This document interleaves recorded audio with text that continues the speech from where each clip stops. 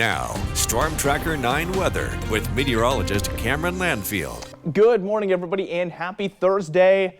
It's still active out there, but not nearly as crazy as we saw yesterday. Still going to get wet, though. Take a look behind me. This is going to be the upper level atmosphere, and I'll show you what's going on here for today and tomorrow. Now, we are under the effect of low pressure still. Of course, we've got the dip right there, but it's not going to be frontal for today. We're not seeing a big air mass replacing the one that we have right now. So it's just going to continue to cool down since this is a colder air mass. But low pressure starts to die out for today. It gets a little bit less intense and then moves out towards the east. Watch this. You can see that taking place for today. Then it digs a little bit, and by Friday, it's moving out of our area. So there's high pressure building up into the afternoon as that scrapes on by, which means there's a little bit of clearing that comes into the area later into the afternoon. I wouldn't expect any sunshine, just not as wet as it could be. Now, Friday into Saturday, one of these days here is going to be a fully dry day because this high pressure does just slide in for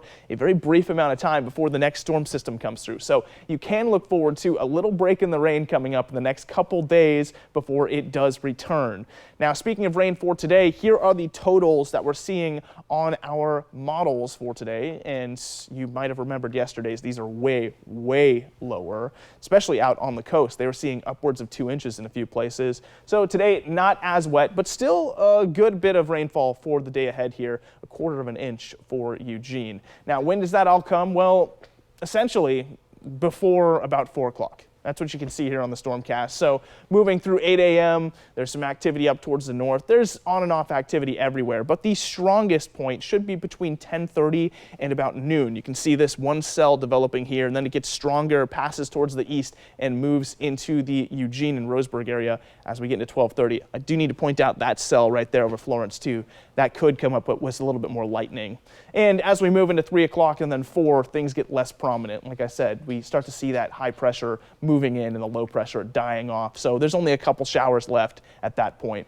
I want to point out the winds too. They also die off and they're not nearly as high as yesterday. As we get into about that 4 o'clock hour, they peter out into really nothing significant. 7-day forecast will show you the dry days I was talking about, potentially Friday and into Saturday for the coast. Then Sunday, things pick up for the rainfall once again. 53 for today on the coast. Umpqua Basin looking at 53 as well, down to 49 for tomorrow. And as we get later into the forecast there, Tuesday, Wednesday should be dry with a little bit of frost. Into the Cascade Passes, snowfall all the way into Monday. I would expect to see the heaviest snowfall between Friday and Saturday, where we see that temperature down to 21 degrees. Finally, Willamette Valley, 53 for today. Probably going to see a dry day tomorrow, but Saturday evening rainfall takes back over.